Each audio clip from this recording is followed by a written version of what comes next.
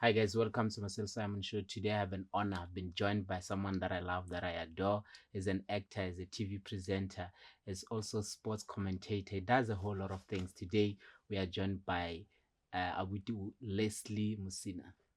Like I've Awarona, Marcelo, thank you so much for having me. can we chat about Lesley? Yeah, go on. I would Lesley Musina, we will what's it. No, I'm just grateful to make time to talk to me. Anytime, my brother. How's the entertainment treating you? Well, the entertainment industry, as you said in your intro, and you mentioned the things that I do, is quite broad, or the things that I have also done previously. So it's quite broad. I have tried my hand in several things, although mainly I'm an actor and a presenter, but I also do a lot of emceeing events, being a programs director. I also produce, I write. So there's quite a lot of things that I do, that I dabble in. And you mentioned that I've also been a sports commentator, boxing commentator to be specific.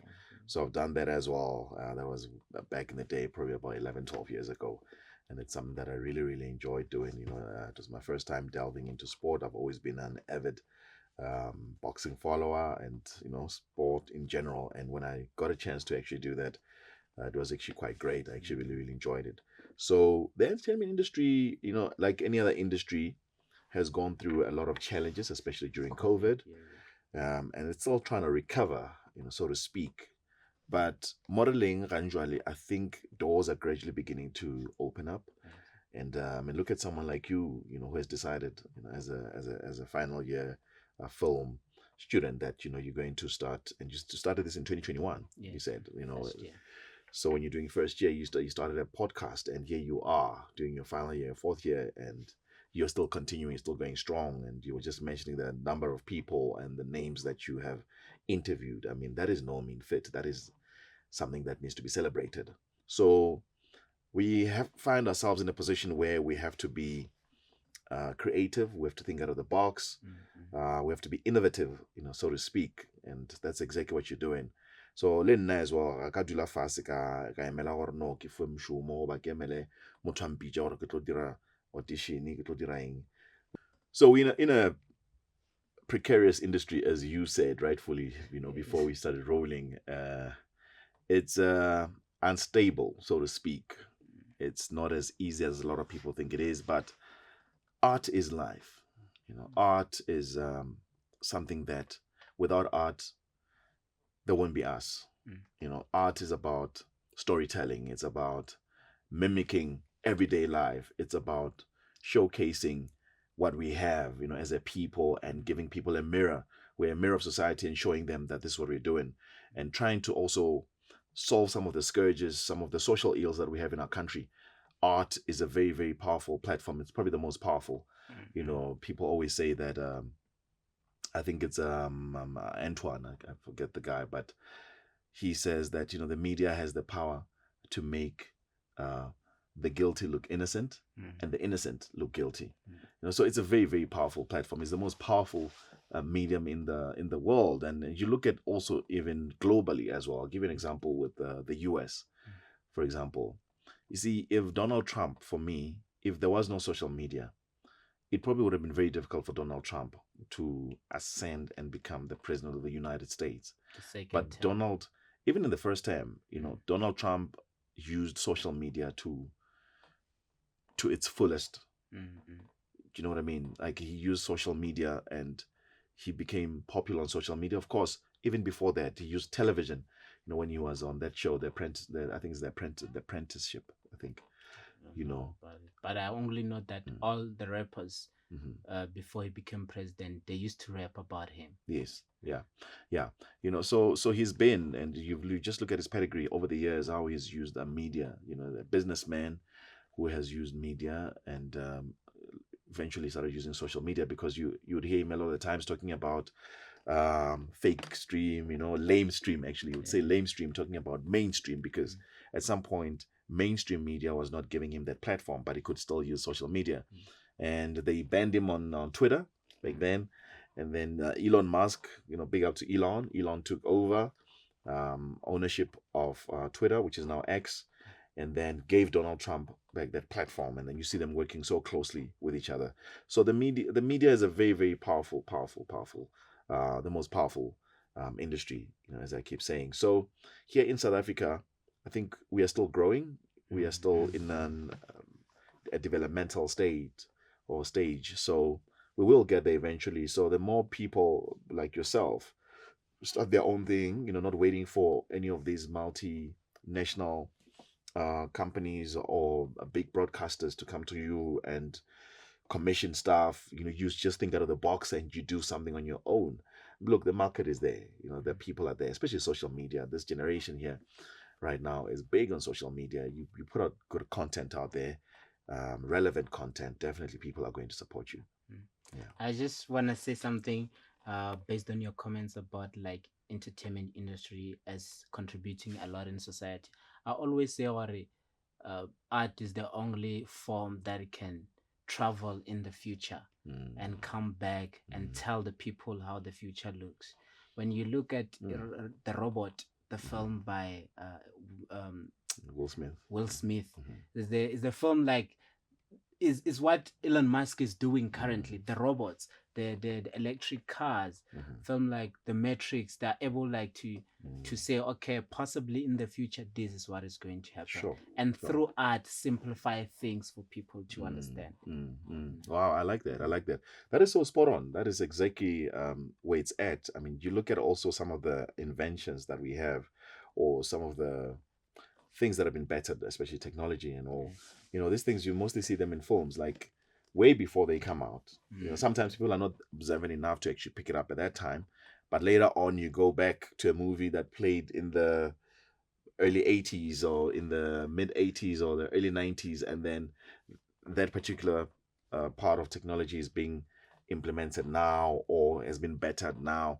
You're like, but these guys are always way ahead of time. Do you know what I mean? So I like the fact that you say that is, it's the only medium that is able to travel into the future and back and all of that. So it's almost like, I like it. I'm a spiritual person as well, so I like what a certain prophet said, and said, how God is able to see into the future, the past and the present, is because in God's eyes everything is linear. So everything is in a straight line, like this, right? So he decides to go into the future, or he's in the present, or the now. So in his eyes everything is just happening here in a straight line. So that's how God is able to know and see what's going to happen into the future. So it's the same basically. I think art is almost mimicking that. Yes. In a way, to say that art is able to uh, to take a quantum leap, or leap into the future, go into the future, and then you see what's happening, and then you also time travel.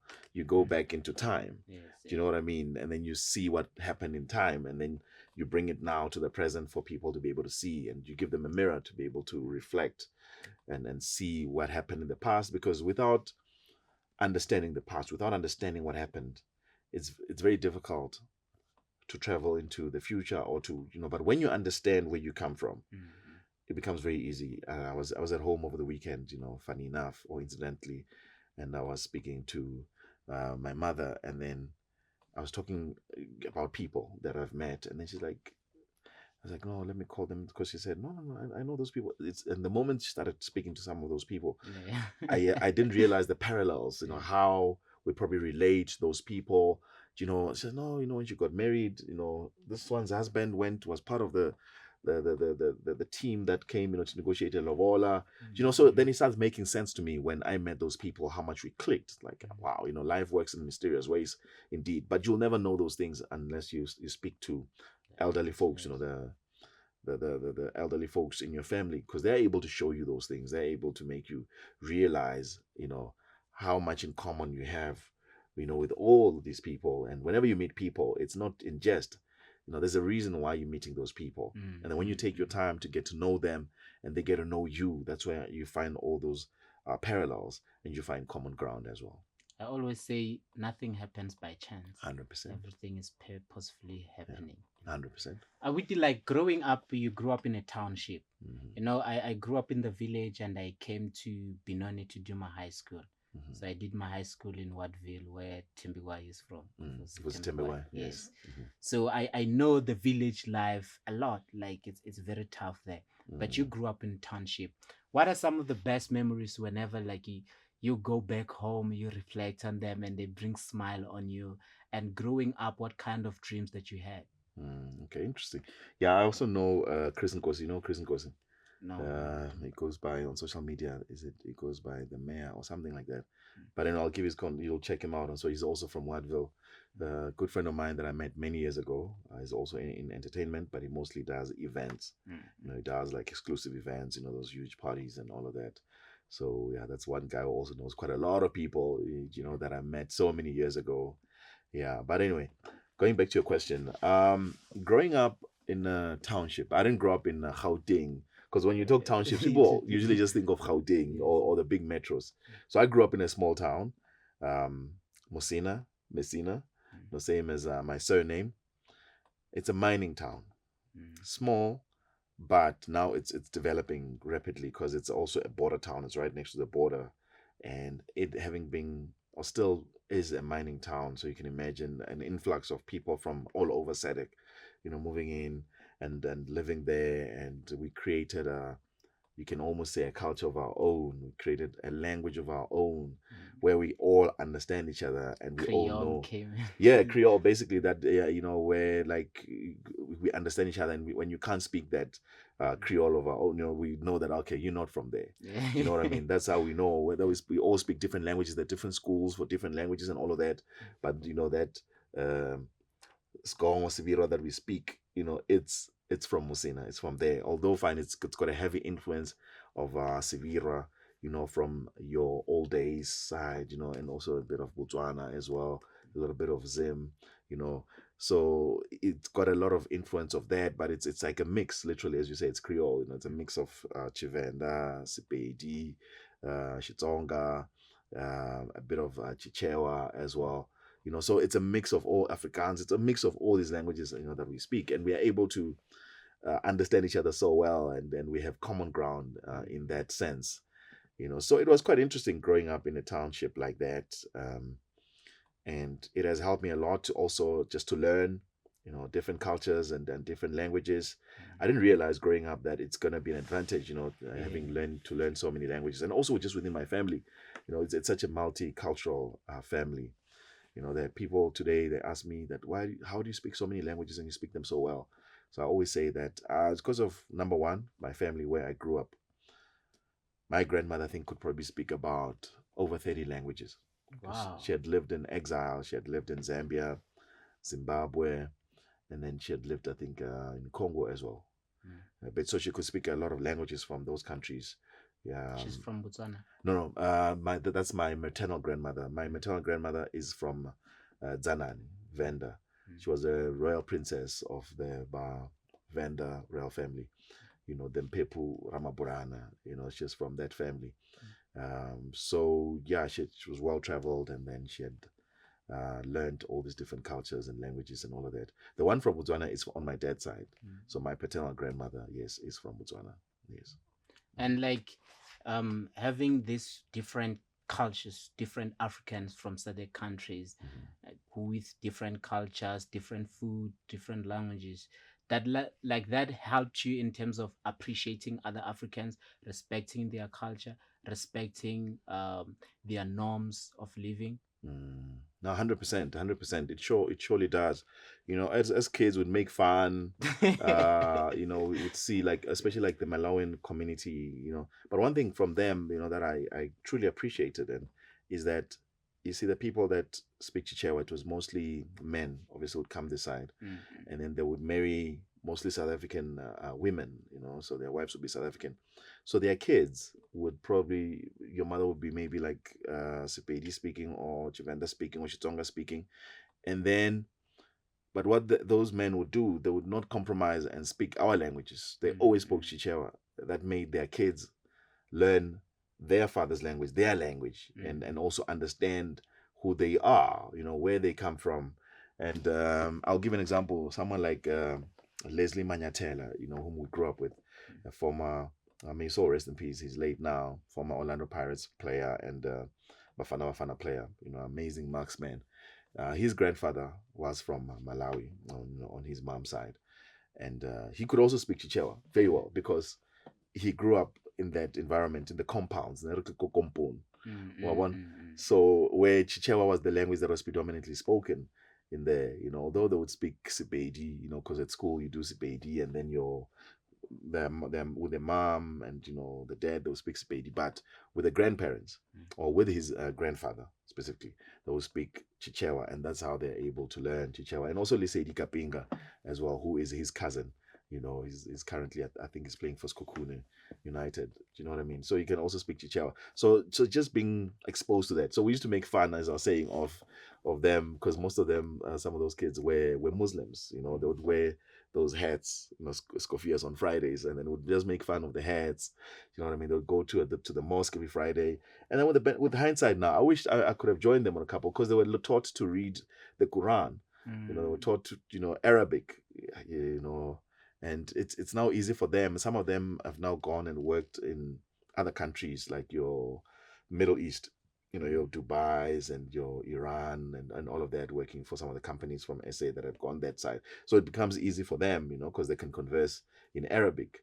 You know what I mean? So I realized that, it's an advantage, and they do all these different dances, cultural dances like Chioda. The women will do Chioda, which is Malawian, where women shake their waist and do, you know what I mean? So would enjoy watching that, growing up. And then it's just much later in life that you realize that exposure is the most, it's really the most important thing. And when you're exposed to certain things at an early age, especially culture, art, and all of that, it just makes you a much better human being. You learn to appreciate, you respect everyone. And then because there's wisdom in all these different cultures of ours, in language, there's so much wisdom, there's just so much. And it's only later that I start learning and realize that, wow, that was the university of life, growing up. And those are the life skills that I needed now, that I'm going to need later on in life, and which I am using now. And it's quite easy for me just to assimilate and get anywhere and learn and easily pick up and become part of, whatever community that I find myself in, or whatever set, that I find myself in. And it's a really, really huge advantage. And also just traveling across the continent. I've traveled mostly around SADC. It's easy for me just to get there, and Yes, people. yes. And obviously now with the benefit of television, they watch a lot of South African content, and so that helps a lot that they recognize me. I mean, even in the francophone or former francophone countries, I'm talking about your Gabon, your Congo Brazzaville, your Congo DRC, Cameroon, those areas. Um, I realized I did a film called or rather a miniseries called Omen. So we did it here, which was for multi choice from Zanzi Magic, and then it was for the local market. It's a very traditional themed kind of series. So on a level low, they talk about witchcraft, but they take it back that when witchcraft started, it was not a bad thing. It's only because of greed and humans wanting to accumulate all these things and whatever, that it became a bad thing. But it wasn't. So we tell that story. So it was dubbed into French and then taken into those countries and channels. So I started receiving a lot of fan mail. I started receiving a lot of they really appreciate. I guess they would, people from there, they would watch, and then they would find me. They would hunt me on social media and send me DMs, and they'll be written in French. And thank God for Google Translate. I'll just go on Google Translate and then translate it, and then I'll respond back in French. You know what I mean? And yeah, man, it's quite exciting because it's been dubbed into French. So on there, they see me, my character, and see my face, but I'm speaking French. So they assume that I can speak French. You know what I mean? They don't know it's someone else's voice. Yeah. And it's fluent French. You know what I mean? So yeah, man, that's the power of media, culture. At the end of the day, they can relate because they are Africans. They are humans at the end of the day. And then when you showcase South Africa in that context, where you are showing that we also have our different cultures, and we also have a unique way of telling stories, and the quality of those series is like, they're on point. They're right up there with the rest of the world, with not as much budget as some of these big countries. But when you look at South African films in general, the quality is amazing. And Mm. even Hollywood and whoever comes, they come to South Africa to shoot here. They still use some of our, technical guys. They still use, our crew because we have the equipment, we have the skills, we have the fauna and flora, we have the locations they're looking for. It's easy for them to come here and be able to shoot and do all of that. It's just when you look at their work ethic. I remember I shot when I was shooting Mind the Gap back in 2009. I think we went and shot. There's an airplane which flew over FNB Stadium that when that day Rolihlahla Nelson Mandela was, at the stadium, it flew over. I think also he was on it, if I'm not mistaken. So they needed to use that on the movie Invictus, the one with Matt Damon and the legendary Morgan Freeman, directed by Clint Eastwood. So they went there. So we went and we were shooting there, and they were telling us like, when they came and shot Invictus, those guys were so quick, such a huge crew, but they came here, and then there was even a guy just to close the door. That's his job. You know what I mean? When an actor opens the door, gets in, the guy makes sure that the door closes nicely. Yes, Do you know what I mean? noise. Yeah, all of that. So such things fascinate you, but they've got budget to do all of that, so big, like, yeah, so you appreciate it, you learn, and you're like, wow. Say, I know you have started acting in 2002, right? Mm, Before, like, you went into entertainment industry as a kid, like growing in an environment which has different Africans, you mm, are exposed to a lot of things, although you didn't participate in everything. mm, What dreams that you had? Because like their minds and everything, like you said, I agree with you what you said earlier on, to say exposure at the early age, it helps a young person to dream big. I was saying this to Musamota.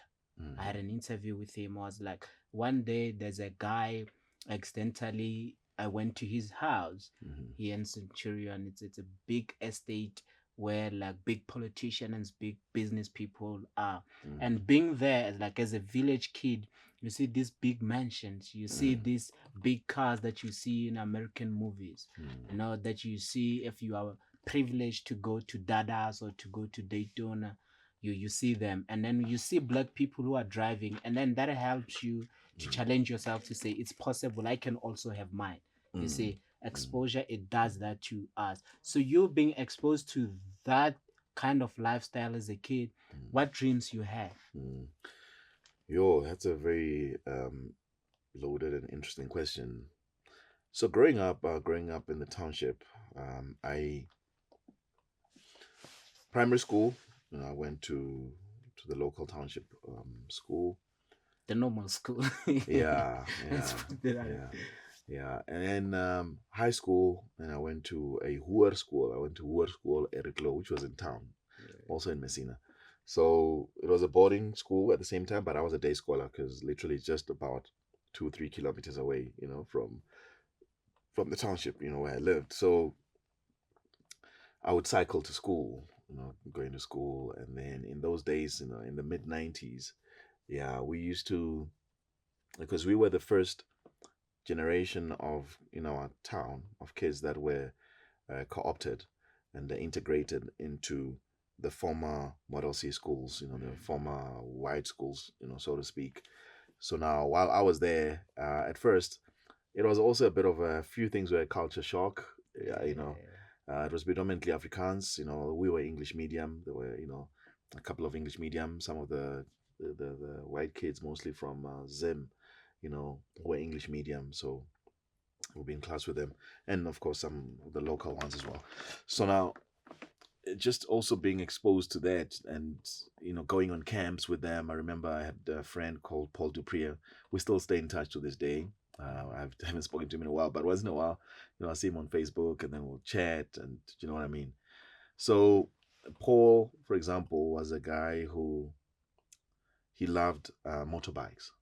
Yeah, he loved motorbikes, and he grew up on those, and then he'd always come to the township, to come pick me up, and then we'd go to his house, and then would get up to a lot of mischief. We're kids, we're teenagers at the time, and it was quite fun. But I remember the first time I went to his house, just to go and spend the weekend there. I was so scared. I was very scared because I'd never met his parents, and I was thinking to myself that, yo, these people, I could say, but like, my outlook was like, they're probably maybe racist. You know what I mean? They're older, they're from a different generation. And I'm thinking, are they going to welcome me? Paul is like, yeah, no, You have stories that you had. yeah. So Paul, like, he said, no, you're going to sleep here. You're at a bunker bed. He's like, yeah, no, you're going to sleep here. We slept in the same room. But I was like, yeah, I'm not going to sleep until your parents come back, and they came back eventually. I just stayed up. I was like, no, don't worry, Les. I couldn't explain to him why I'm not going to sleep. I was like, no, I need to wait for your parents. Okay, cool. They got there. When they got there, and then I greeted them. Hi, good evening, sir. Like, like, no, call me Uncle Brian. It's like, oh, okay, Uncle Brian. So that made me feel welcome. Yeah. Do you know what I mean? No, You are immediately. Asian. Yeah, no. These guys. I mean, this guy back like I'm talking about like 1995, 1996. Back then, he already had a PC. Like for us, I didn't have that at home. We had them at school, but not at home. There was aircon, a swimming pool. All of those things which we didn't have. Growing up. You were in a camp. Yeah, like, so it was such an amazing experience, just to have that, and then also just being welcome in that manner. Obviously those things do something to you. You learn from an early age at the end of the day that, what, human beings are just human beings. It's not about the color of your skin. I remember someone once related a story that there are good and bad people across board, irrespective of what color they are, what race they are. They're amongst or within the human race, they're good and bad people. That's what I learned. Instead of painting everyone with the same coat or the same brush, that just because you are white and you're seen as privileged and all of that, then that automatically makes you a racist. Makes you an enemy, bad makes guy. you an enemy as well. No, it doesn't. Do you know what I mean? They're just good and bad people. That's it. And I never judge people based on the color of their skin or whatever. I look for the real you. I look for the essence in you. What makes you tick? What makes Marcelo a good human being? What makes, do you know what I mean? And that's how you and I can click. And I saw what I saw in you. For example, I saw, this guy is very persistent. He's a very persistent young man who believes in his dreams, who believes in what he wants. And he's a go-getter. Do you know what I mean? So that way you and I have common ground. You and I can easily get along. Yeah, so that's for me, that's what I look at. And so growing up in that sort of environment where I was sort of exposed to the best of both worlds, in our small town, helped shape me to become the person that I am, to become the adult that I am today. And man, it was a very good balance. I didn't grow up in the burbs. I didn't grow up I'm not saying it's a bad thing. It's not. I didn't grow up just speaking Sekgowa fela. But the moment you leave, Code switching and Creole at home. 100%, and that's what we did. And it look, today it's an advantage. Today, I can whatever character that I'm asked to play as an actor, it's easy for me to tap into that character. It's easy for me to because I can draw from my past. I can draw from my childhood. I can draw from all those experiences. Having my uncle go Josie and nobody go Josie, they'll come back home. Ile magolwa, ile makarapa, in December. Yeah, no, of course. They will speak all these languages, and then like my uncle Ndalamo Josie, his wife, spoke Southern Sotho. So I learned, I could learn, and also just watching TV. Honestly speaking, we started learning it back then in the days. Mostly the drama Sepedi, Sesotho, Setswana, isiZulu, and Xhosa. It was just those languages. Do you know what I mean? But we learned, that's how I learned to speak isiZulu, for example, by watching those dramas, because we loved those dramas growing up. So by the time that kicked off after having completed my matric, it was easy for me just to, to learn and, okay, I made friends from KZN, friends from Eastern Cape, friends from all these other provinces. And so I think all that really, really assisted. And also, while I was in high school, my mom just started high school back then, 95, 96. My mom moved to Rustenburg. So she went and lived in Rustenburg. My stepdad, her husband, lived there. They still live there. So that became my second home. So during school holidays, I would go to Rustenburg.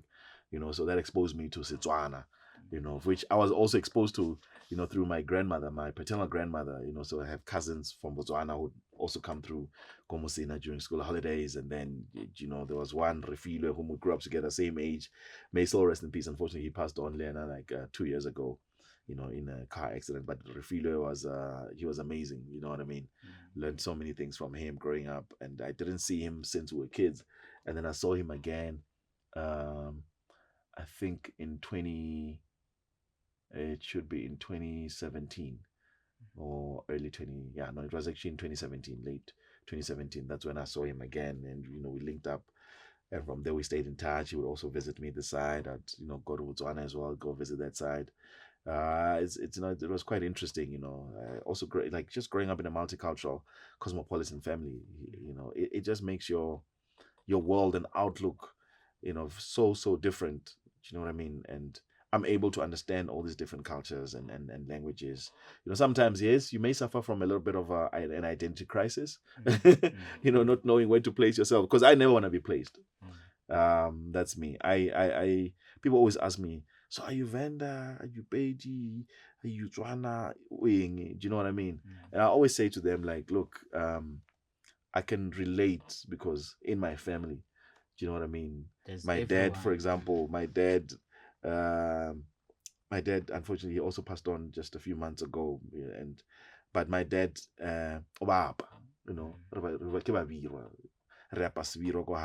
my mom, Bamba Chivenda. So, do you know what I mean? So I'm finding myself in that kind of environment, growing up, both sides of the family. You learn, and you fit in anywhere and everywhere. Do you know what I mean? So it's really been an advantage for me. Which course you studied? Yo, okay, I'll tell you this. So I was accepted to go Rao, Randse Afrikaanse Universiteit, you know, Rao, which is now UJ, to study psychology. And but I never went on with it. That was back then in 2000, 2001. Issue of funds and all of that. But also, I think also the interest just wasn't really there anymore. I wanted to do psychology, but then I went and started. I had an agent, but nearly the extras. That's how I kind of started in the film and TV industry. So I went and was getting a bit of work, going on sets that gave me. But then I was trying to audition, and I realized that I don't have training, as an actor. So it was very difficult for me. I was not getting cold bags. And then I decided, well, okay, you know what? I need to go and learn. So that's when I went to an academy. I started working. Incidentally, my tutor, I think he studied Go Roads. So he went to Go Roads, and there was another one from after as well, Yes. and then I think there was another one from Wits. So that's how I learned, that's how you know what I mean? They started, teaching us, the basics of acting. They started teaching us, all these skills, how to tap into, On campus. yeah. Back then it was more like workshops. So we were doing workshops. It was called Character Academy, back then in the day. So yeah, then that's how, I started learning. And also, yeah, then that's when things really started happening for me. And I also tried to do some criminology because I still have a dream of doing law. So that time, Nebale full at law. And then I started doing criminology. So I did criminology, but it was during COVID, so everything just stifled. I wasn't working anymore, and things just so yeah. Then I left that, unfortunately. But yeah, next year I still have dreams of really doing that. Doing law. So yeah. The when you check online, the research says one of the productions that you have been to, or stories or telenovelas, is Intersection. And others. There are a whole lot of them. But which one you'll say this was my breakthrough? Yeah. Sure. Yeah, man. There's been quite a lot, but That I one think you say yeah. is where I introduced Lesley, Yeah. the talent. No, for sure. I think when I did Movhango, that was in 2016. So when I did Movhango, 2016, 2015. Okay. Between 2015. It was in 2015. So when I did Movhango, so I went for auditions, and then I had another character, which was not a big character then. And then when we started working, and I shot, I think, for about a week. And one day when I was in studio, the executive producer came down, and then he's like, "Okay, Les, you will not be shooting from here on." But or before he even said that, he's like, "No, go upstairs. Um, the wardrobe department is waiting for you, and then when you're done, come back here." So I go there. Ah, I've got a tuxedo waiting for me. And then I come down, there I was, and I was given scripts and different scenarios to say, "Okay, cool. Can you do this character?" So I did. "Can you do this accent?" Mimicked, did whatever. Okay, they're like, "Okay, cool. You will not be shooting from now on until further notice." What have I done? So they didn't tell me. Yeah, exactly. I was scared. Like, you what?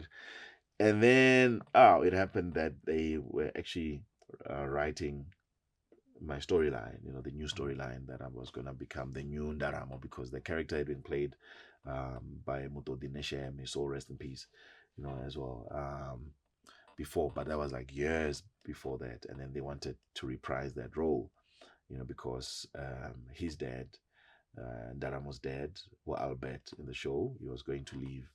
And they needed, I think, his son to come back and sort of take over from his father.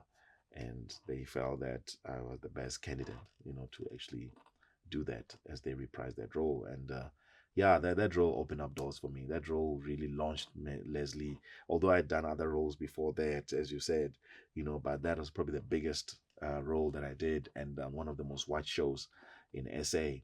So that really did open up a lot of doors for me. That's when I went on to present Speak Out, and also to do Omen, that I've spoken about, which was also quite big and really, really, really, really amazing. And also presented other shows as well, like Sukme Bar, which you and I spoke about just before we went, we were started rolling. And now I'm on Scheme Sam, and I played the role of Fefo. Before Skim Sam. Yeah.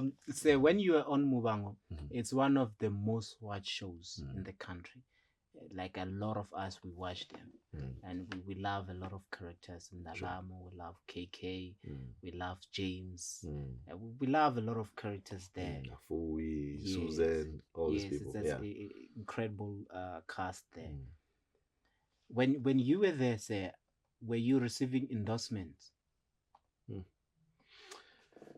No, at the time when I was there, I wouldn't say I was receiving endorsements, but what I did get, which I still continue to do, I started getting a lot of gigs, because I was DJing a bit as well, and then also emceeing, but a lot of emceeing gigs, which is what really carried me. And even when I was not doing any TV work, I was doing a lot of events. I met a lot of people, and those people, batho ba lebale, batho ba ka se tsohe ba lebetse motho. If o dirile moshomo wa gago ka bokgabane and o na le botho, wa ikokobetša, batho ba ka se ka ba tsoha ba o lebetse. And that has really helped me and carried me up to this point. People started inviting me to a lot of their functions, and I became literally a part of that. Like, for example, where you're from, Koskukune, the people Koskukune, ke batho ba Lerato, So yeah, Skukune is my second home, like literally, man. I go there a lot. Even now, I've made friends. The only thing I still need to do, I still need to build a house there, a home where I know, because the love that I Thinking received about there. that, there's a lady. She has an organization. Her name is Tumim Tembo. She has like what's the name of the Women Can. So she's from that side. And like few months ago, she reached out to me. I didn't ask which day. She said she wants me to help her with someone who's on TV, who's from that area. And since you're saying you travel a lot, next time when she hosts another event, I think I need to recommend you to her. Oh, that'd be great. That'd be great. I'd love to. Yeah, man, I'd love to. And I've made friends, man. I've made a lot of good contacts from that side. There's also, for example, these guys that I've worked with when I did Raul Bopedi TV, before His Majesty Kgoshikgolo Tulare, Victor Tulare. I think Wabraro could pass on, it's given them, his blessings. And so they were doing a lot of stuff with the royal family there. And now they want to do a movie or a series, King's Cocoon, Mm. and they want me to be a part of it as well. So I feel really honored that, I would get such, but it's because of all the relationships that I've built over the years and associations that I've made, all the contacts, and then also maintaining those relationships. It's very, very crucial. For me, it's not always about money. Sometimes people call you and be like, yo, can you come and do this? I remember when you're doing a skill search, for example. I would go there, Chile Petrol, and then go there, go assist them. They invite me for functions, I go and assist. I do all of that. And people never forget that. Do you know what I mean? People never forget that. They reciprocate. And yeah, hence I'm here where I am today and really still going strong. So I go to functions, and for example, I went to Morocco, go R37, go Beresford, Yes. and then while I was there, I'd gone to a birthday celebration. Yeah, an amazing businessman in Limpopo. It was the 50th. Awiti Morgan Muthala. So I went there. I met so many people. I even met like some of the guys from Scheme Sam, and they invited me to their functions. I would attend their functions, and so even when Davies Scheme Sam, I believe that's where it started. That was last year. Literally Cabo October, Yes. and here I am today, literally a year later. That I'm shooting with Scheme Sam. It still feels so surreal. It's like I'm in a bubble. Like like, yo, pinch me. Is this really happening? Is this for real? Scheme Sam, for example, is one show that I've always admired. I've always loved. It's one of the most watched shows in SA. Even when you look at the audience ratings, the numbers are astronomical. They're amazing. The feedback that I keep getting, I've been spending a lot of time in Limpopo over the last couple of weeks since I've TX'd. Like, it's been amazing, man. Part of a beautiful cast, beautiful storyline. So I truly appreciate, you know what I mean? So one thing will always lead you to the other. Yes. So it's all part of the plan, it's all part of your journey. And even what you're doing now, it's all part of your journey. You're meeting all these people, all these influential people, so make use of those contacts. Do you know what I mean? So that's just how life works. That's just how life operates. You know, your your network must be your net worth. Literally. Yeah. Okay. So you said you met some of the cast in Limpopo from Scheme Sam, the cast from Scheme Sam, you met them in Limpopo. And you have built relationships with them. And some of them happens to be Hellen. Oh, yeah, okay. Hellen Motsuki. Yes, Yes, who plays which your wife, ex-wife. Melita. Yeah, baby mama. Yes, Yes. that's right. When you look into you guys, like in retrospect, you guys meeting there in Limpopo, building that relationship, do you think that helped you to have that camaraderie on set? 100%, 100%. Because we met Lee Helen, as you said, on also, um, I think me Dieketing, me Meiki, Yes. who plays, or rather, Meiki Maputla, played by Meheret Manamela. Yeah, like meeting them. Okay, I already knew Clement Maosa. I already knew exactly. Clement would always support me. Even when I was doing my like foundation launch or birthday celebrations, those kind of things. Connect Mamabolo, as well. Like, so there were just a lot of people that were there, and also Molobani Maja Mbata, whom I worked with on Omen. She played the villain there, so we worked quite closely. And now we've worked together like Movhango, and now we work together go Scheme Sam, and yeah. So yeah, it's quite a few people that I met there. And then Helen invited me to her birthday celebration and foundation launch, which was going to be the following week after Kopani Komorok, and then which I went to. And yeah, it's then from there, we just clicked. Would always, let each other know of events, and what I mean, stayed in touch. And then even when my father passed on, my father unfortunately passed on the 4th of September, and we laid him to rest on the 14th of September. So that week of the 14th, it was on a Saturday when we were going to lay him to rest. I got a call on a Monday, and Monday I was going to travel home, to Musina, and just to go do the burial preparations. But I got a call from Scheme Sam that day, like, yo, can you come for a call back? for screen tests literally on Wednesday. And I'm thinking, oh, this guy doesn't want to come home, But I kept stayed in touch, was helping with the preparations, all of that. And I had to explain to them that a job opportunity had come up. I was very emotional at the time, and obviously just having lost my dad, with whom I was very close. My dad was my role model. My dad is my dad. He raised me. I'm here because of him, So, but yeah, I had to pluck up enough courage. I didn't tell Hellen. They told me, "What? No, I'm gonna be doing screen tests with her." So her being my friend, I'd never told her. I just wanted to surprise Elena, but she knew about my dad having passed on, so chatting about that, and then she was just giving me um, support and sending messages and all of that. But fast forward, I go there on Wednesday. We were three, and yeah, got on set. Literally, I just killed it. I did two scenes. Basically, it was one take, and then I left. Hellen was like, "Wow, dude, like you really killed it," and also going through what you're going through, and you didn't even show what you know what, because that's what we do as actors. You suppress your true emotions in whatever situation that you're going through, and then you have to be authentic and true to the character and be honest, in what you're doing in your portrayal. So that's what I did, as a professional.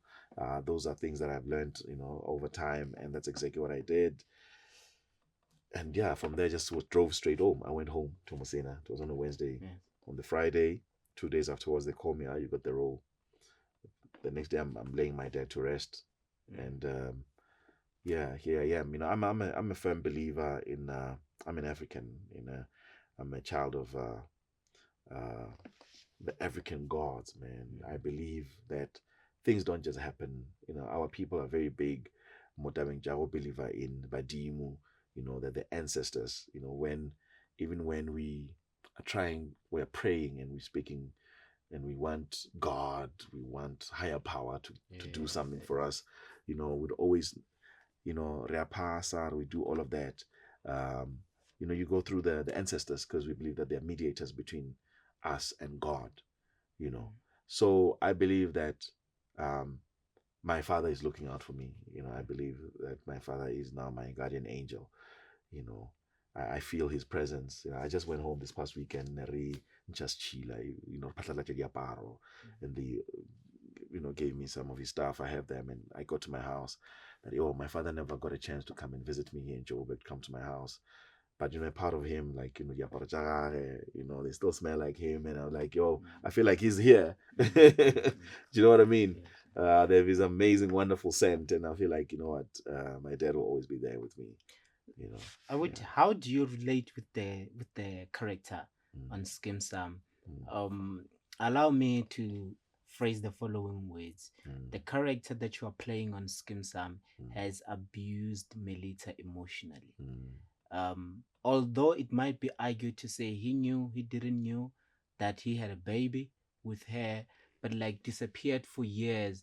And in days that we are living in right now, we those are the common things that are happening in our community, whereby someone grows without knowing their father, or sometimes a father has a baby without knowing he has a baby with someone.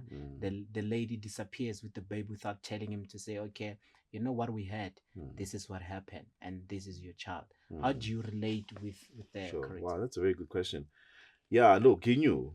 Fefo knew that Melita was pregnant, and then left her to go and fend for herself. He didn't care whether the child makes it or not, and he just up and left. So he emotionally abused Melita in the storyline, Scheme Sam, and him just upping and leaving and being an absent father, being a deadbeat. He knew that she has a child, or they're going to have a child together, and then he just upped and left. And that's a social scourge. That's a social ill that we see a lot happening in our communities. And it's quite sad. I am very, me as Lesley, and the question you're asking, that how do I relate to that? And how I relate to that is that I have a child. I'm a father, and I'm there for my child. My son just turned 11, last week. So I'm there for my child, although me and his mom are not married, but we are co-parenting. We are raising our child together. I'm there for my child. I see my child literally almost every day. He stays with his mom, but not too far from me. Sometimes he stays by me. So I'm trying to be there for him. That's how I was raised as well. My mom and dad were also not married, but my dad was there for me. I grew up on my mom's side of the family predominantly, but also my dad's side of the family, because we all lived like a couple of streets away from each other. So every day I'm there by my dad's house after school. Just those moments that you spend with your dad, you realize how much um, you cherish them and how much they shape you as a human being. And that's exactly what I'm trying to do for my son. So I really, really try, man. I really, really try and be there. And I always say that being there for your child is not about money. Yes, it's your responsibility to take care of that child, to make sure that you provide for them. But sometimes, because of we live in a country that with so much resources, but unfortunately, there are a lot of people that are unemployed. There's a huge rate of unemployment. And you were telling me that a certain professor told you, well, you don't need a job when you are skilled. You know what I mean? You can, like, you've started this, you know, but a lot of people are unskilled. A lot of people are unemployable, so it's sad that we find ourselves in such a situation. But I always say that try whatever it is that you can. This country is full of opportunities. Education is great. Education is what is going to set us free. Education is what will take us to the next level. You look at Elon Musk, a South African, born and bred in South Africa. Yes, you can argue that but he's a white South African, was privileged, and whatever. But look at it this way: he he didn't just start off with his father gave him like 1 million or whatever, to go And start a his father company. wasn't like that rich when he He wasn't opened exactly. Do you know what I mean? So people are now trying to be like, no, but he had a mine. He had a mine in Zambia. It was a small mine, which apparently his father acquired later on, and he had it with other partners. But still, do you know what I mean? I think his dad, Errol, does say that he gave him and his brother Elon and his brother. I don't remember, but it wasn't much when they went to Canada, and even when they went to varsity, but it wasn't much. It was just like, go to varsity, do your thing. And he did his thing. Today, he's the wealthiest man in the world. He's the richest man in the world, So that just goes to show you that it can be done. While you You were saying that, to say Elon Musk's father Mm. was present and he did, it's as you're saying, that is not that much. It's what most of black professional South Africans are doing. To say, okay, I'm a teacher. Okay, I have a spaza shop here. You want to go to the university? I don't have that much. I have saved maybe 25,000. Let me sell my Corolla for you to go to the university. They sell this as like, okay, we got like 30K more. Here's go to the university. And they come to vets, they study, they become professional, they buy houses in Rosebank and Santino, whatever. They build empires, they build businesses. You look at the life of Theo Baloy. His father was there. He sold his car for him to come to the university. So when you look into your character and the father being absent from her child, do you think that a lot of people today who are also parents, they're not skilled, they're not professionals because their father were not there to help them to go to the next level? Absolutely, absolutely. That's gonna play a role. I mean, you mentioned a couple of people like Theo Baloy, and big up to him, and look at what he's doing as well. You know, there's also Clement Maosa, Yes, yes. Guaido and Scheme Sam. His story is also very powerful, and I feel like it's not told enough, or he needs to tell it enough. I was You trying should to tell get get him. him on your I was podcast. talking to Edmond. Yeah. Edmond, his name, right? I was like, Okay. he's the manager. I was like, Okay. oh, he's always busy. He's always busy. I was like, the day I bump into him, I'll Yeah. just ask for his number. Maybe him can say, okay, let me make time to Yeah. come. No, certainly. No, Clement is a very cool guy, very, very down to earth. So Clement's story, and obviously I won't tell it as well as he will, but Yes, just yes. his mother died. When I think he was at varsity, and then because he grew up in a village, called Bochum, and then I think later go Mankweng, I believe, or no, rather go Tef, Ratok, actually, I think. So now for him to go to varsity, his dad had to sell actually home, Mm-hmm. you know, some of the cattle, some of the cattle that they had there. And then I think either on the day that he was now going to varsity, his father died. So but now he's going to varsity. But just that start, I'm feeling so Yes, yes. to sell, their livestock, that sacrifice for him to go to varsity. And you look at him today, studied law, and then ultimately, he's an actor, one of the most well-known actors here in SA.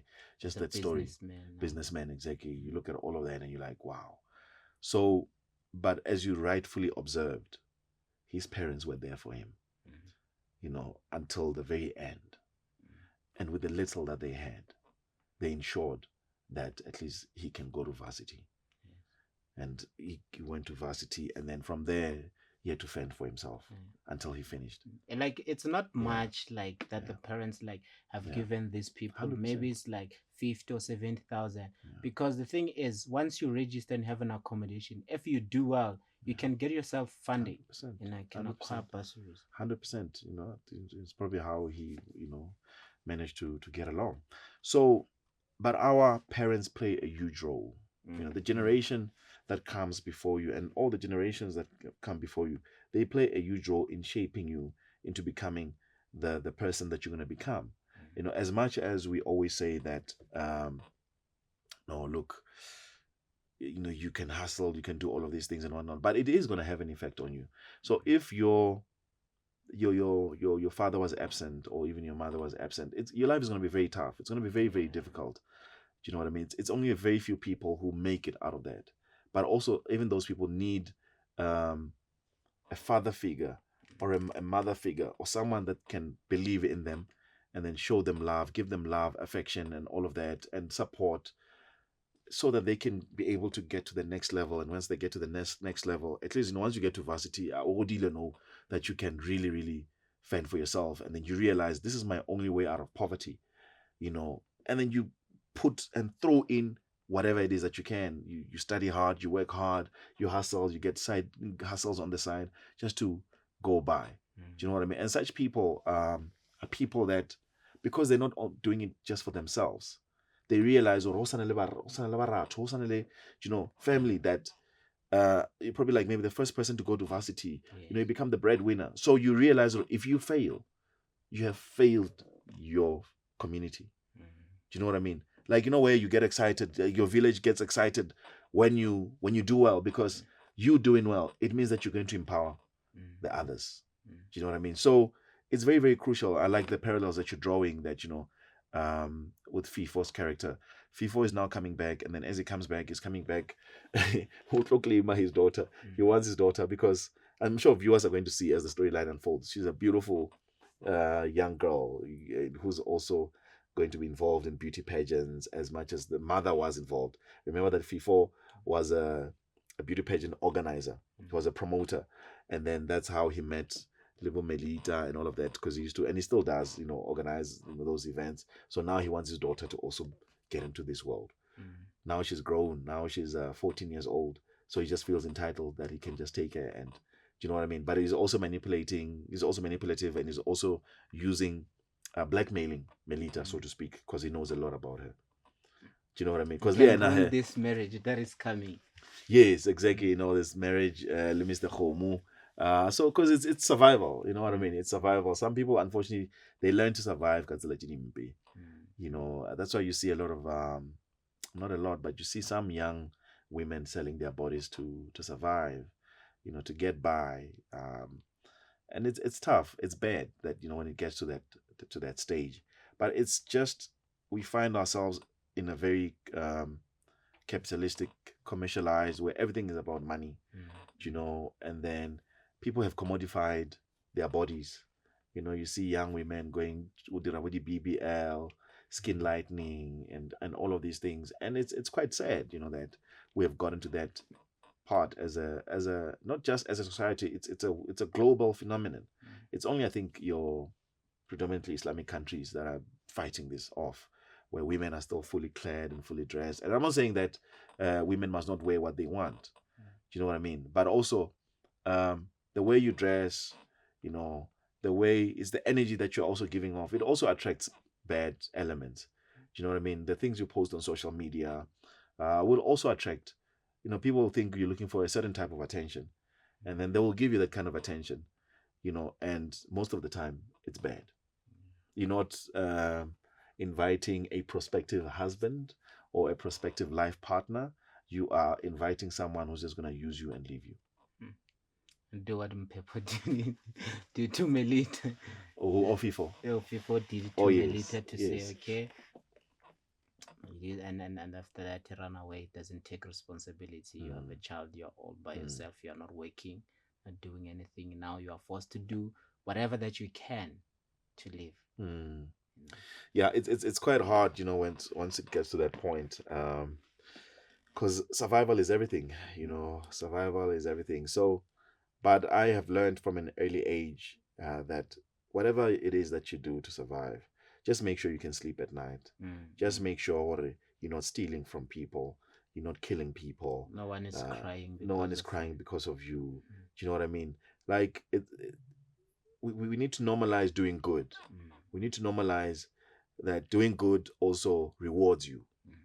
I am being rewarded today for doing good. I'm not saying I'm perfect. I'm not. But I aspire for perfection. I aspire to do good because that's how I was raised. That's even Paul, sure. like even Jesus. Yeah. They're all like saying, yeah. we are trying. We have that a passion, to do this and that. We are not yet there yet, And I feel like all of us, we have our own flaws, No, of course. But we're trying. Of course. Yeah. What fueled you to say, I want to have my own show on Moja Love? Look, it's not necessarily my own show per se. I was again. It goes back to what I'm talking about. It goes back to everyone that you meet, yes. The people that you work with, the people that you go to varsity with, high school, whatever the case is. That circle or that network. One day it needs to yield into. You need to be able to monetize it. It needs to be able to pay back. There has to be payback. So you pay forward certain things. So I did a show back while I was just towards my exit from Movhango, called Speak Out. So while I was doing Speak Out, I worked with producers from there, from Speak Out, and then those guys are the guys that I ultimately started working with. Sorry, go Exuk Bar. So one of those producers was not the executive producer. She's now the executive producer. In fact, right where we are, her office is just here by the Sembra building. So she's the executive producer, and she came up with that concept. And someone else was presenting that show. And then I think when they were going to season 2, she thought of me. You know what I mean? She's like, yo, man, I need Lesley on board. So she called me. I was not shooting anything at the time. What are you shooting? I'm not shooting anything. She's like, no, I need you on board. That's when we started working together, because we have worked together previously and we had worked well together previously, and she even wanted me for other shows, but they needed other people. They needed someone married, to be able to deal with. And then, someone else, is doing that. So it just goes to show that, you've worked well with people. These are people that you've met previously, because everyone that you meet, I'm telling you, everyone that you meet is there for a reason.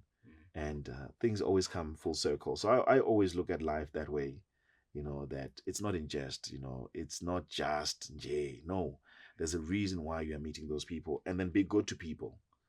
Once you're good, but also I keep saying that people will never forget you, because you are good.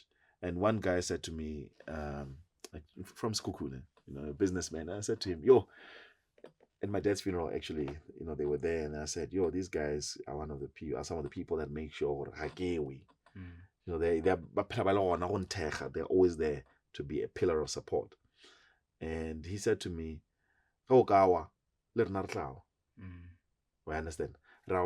Because lo not do you know what I mean? The good that we are doing to you, you'll one day do it to our kids. Do you know what I mean?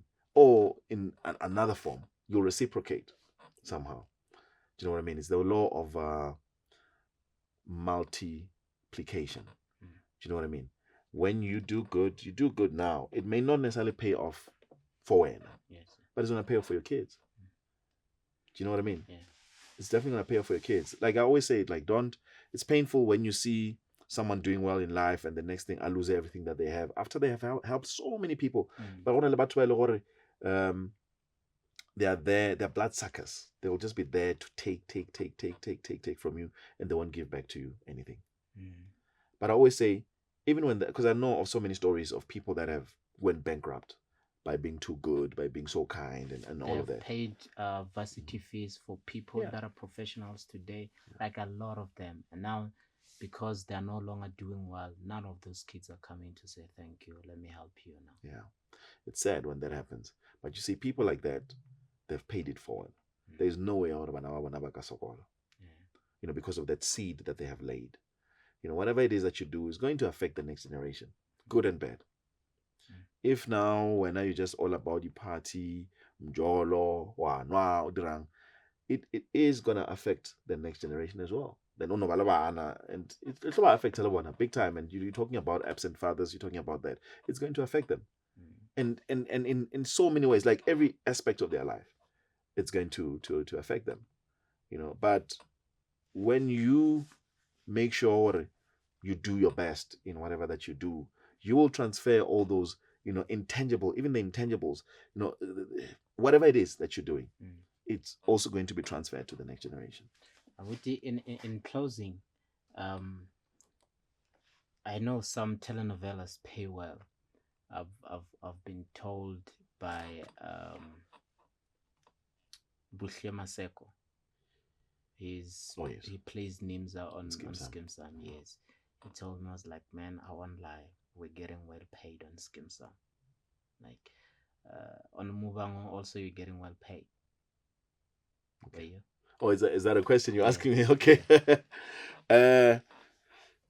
You see the issue of salaries and the issue of disbursements and all of that. I feel like it's very individualistic. It's very it's up to you at the end of the day, because when you go and you negotiate your salary, you're usually alone, or maybe it's you and your agent, or it's your agent doing it on your behalf. Do you know what I mean? So now in instances I found myself being me negotiating my own salary. Do you know what I mean? I have always looked at television as, especially here in South Africa, as it's a conduit. It's a way for me to get spin-offs. It opens up a lot of other doors for me. Just having screen time, it gives you an element of credibility. People feel that they can work with you. People feel that they can do business with you. People feel that they can make use of your skills and you, because of how well you have positioned yourself and how well you have sold yourself on screen. And they feel that you've got something to lose. So that's how I have always used it. So I don't necessarily I'm not saying I don't get paid well. No, I'm saying most of the money that I make is beyond television.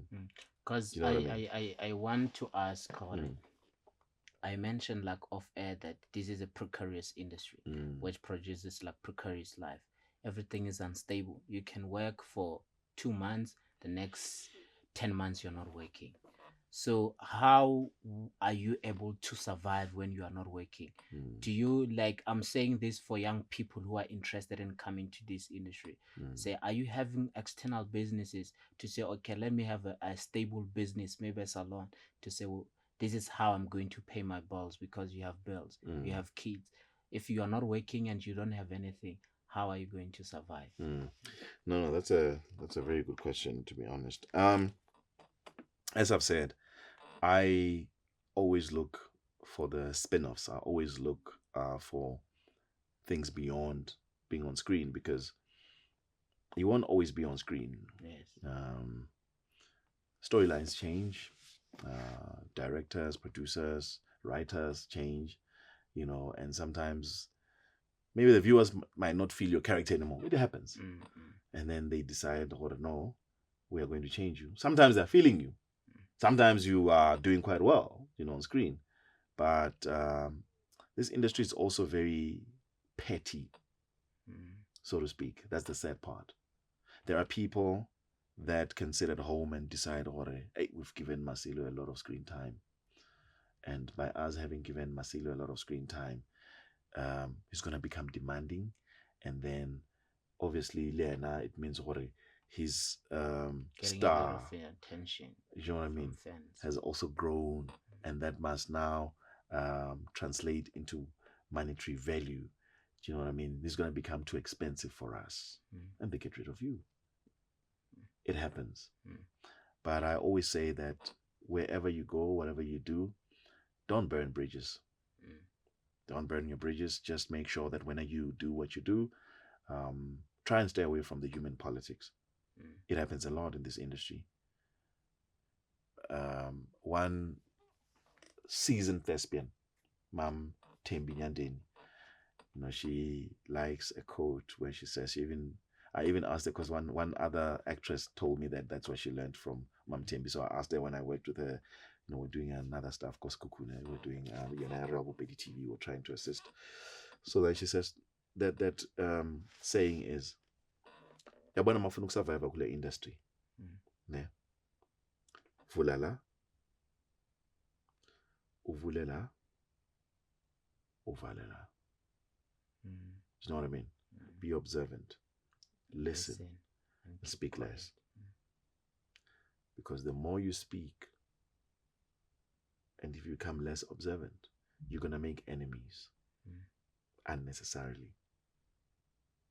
So just be observant, use your emotional intelligence, be good. Yeah, some people are going to hate you just for being you. Because not all of us are Rafoswana. Some people just have a natural aura about them. Some people just have screen presence. Not everyone has that. And then sometimes when they arrive at their demand attention. Yeah, Not because presence. Yes. Not because they are saying it, just because of their presence. Yeah. So you might find yourself being hated for that, for doing nothing, for just being you. Well, I understand. So, but don't take it personally. Don't take it personally. Knowledge of self is very critical. Know who you are, how to place yourself, and know what you mean to people. Once you know those things about yourself, I was saying and we're talking, with my mom, stepmom. So we're talking, and then she was explaining how we relate to certain people and and all of that. And then I realized, wow, you see, when you know who you are, when you know where you come from, when you know the kind of impact you have on people, you will not sell yourself short. You will treat yourself the way people will treat you. Do you know what I mean? If it's respect that you command, you respect yourself, do this. I'm telling you, people will reciprocate. They'll give that back to you. So a lot of the times we find ourselves in positions where we don't fully understand and know who we are. Now I know myself very well. I know who I am. I know where I'm coming from. I am not an ordinary person. I'm extraordinary. You have royal blood.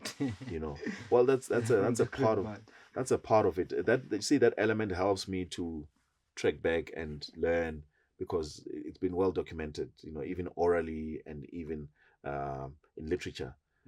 My forefathers. So it's easy for me to go back and learn. Oh, okay. King Makado was this type of person. Was my great grandfather. Do you know what I mean?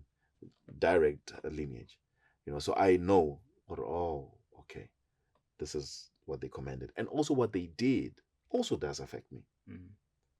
They paid it forward for me, so I will be fortunate in certain respects. I'm not talking about chalete and whatever. No, I'm talking about I'll be in certain places and I'll be able to access them, even when people don't know who I am, just because of those people that came before me and what they did. I would thank you so much for making time to talk to me. I wish you all the best in everything that you are doing and everything that you want to do.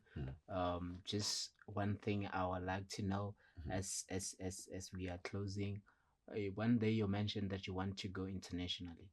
What is it that you want to do international? What is it that you want to explore internationally? What is it that you feel like now it's time for me to contribute this internationally. And also, I would like to say to you, as a multilingual person, as a person who does know a lot of languages, there's a module here. It's called African um, languages, something, something. It talks about how, like, the colonizers in Africa, the Portuguese colonizing Mozambique, Angola, other countries, the French colonizing Senegal and others, UK colonizing us, and that like created pidgin, leading to Creole, that has affected us, and how they link across Africa, So it's a module that talks about languages in Africa. And it is then first year, second year, thing in third year, if you want to continue with it, you can specialize in it, like as a film student, to say, okay, I can also teach this, profession. And I think it's something that you can look forward No, to definitely. I to would love to do teach, something. Yeah, to yeah, teach. yeah, So say internationally. yeah. Wow, Marcelo, I must say you've been following my work. You've been I'm a fan. you've been an avid. I remember I said that recently on one of the interviews that I did, on radio interviews, and yeah.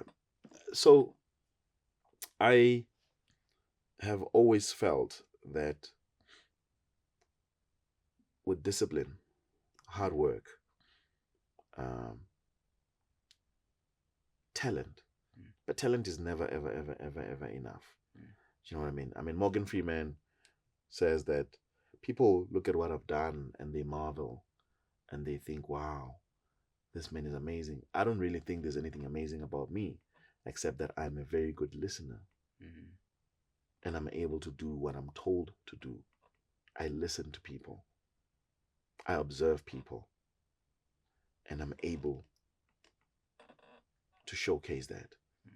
And I have always believed that about myself also, that with discipline, discipline involves, it's not just one aspect of your life, it's not just about your work, it's about every aspect of your life.